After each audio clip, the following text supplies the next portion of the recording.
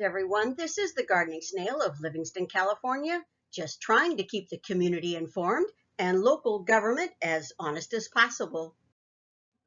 In this video, we'll be looking briefly at 7 law firms who contract with the City of Livingston to provide legal services, and also one private investigation firm who also contracted with the City of Livingston.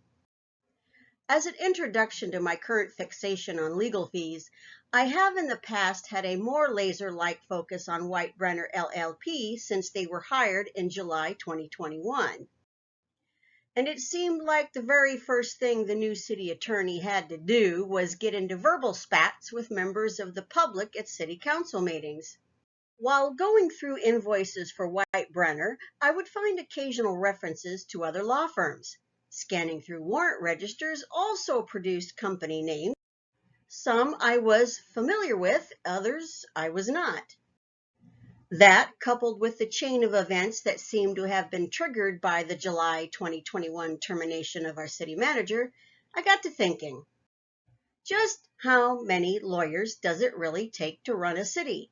And just how much are we really spending in legal fees for the mess we seem to have been drug into and are trying to get ourselves out of?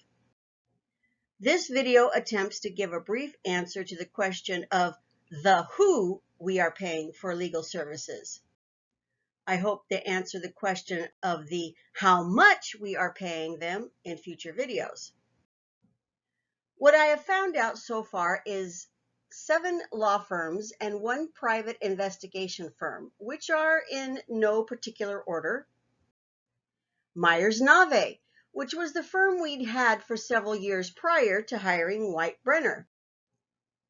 Brenner LLP, which was hired in July 2021, resulting in the new fiscal year getting off to a rather incendiary start with the almost immediate termination of the city manager, the sudden so-called retirement of the police chief, and several instances of heated verbal exchanges between the city attorney and residents who were not at all happy about those sudden unexplained changes.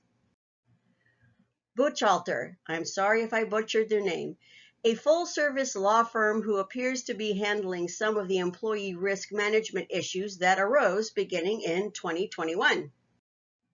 Liebert, Cassidy, and Whitmore, a California labor, employment, and education law firm who has been handling issues in the police department for several years.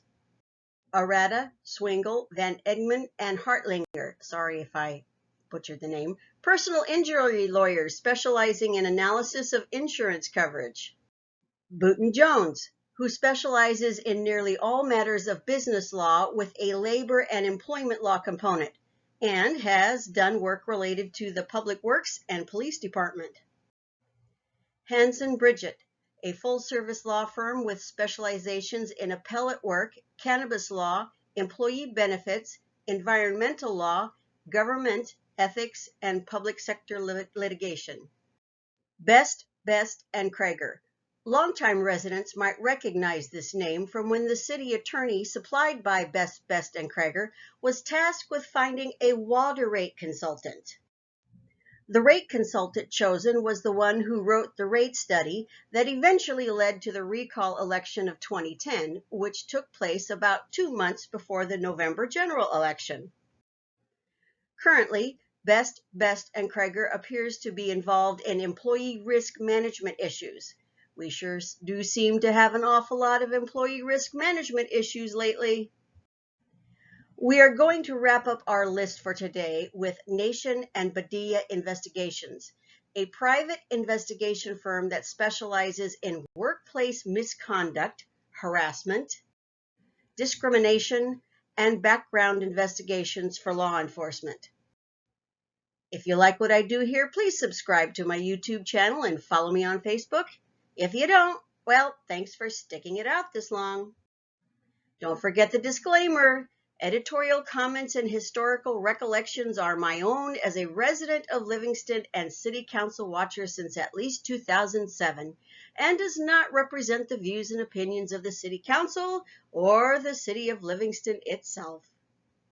Photo credits.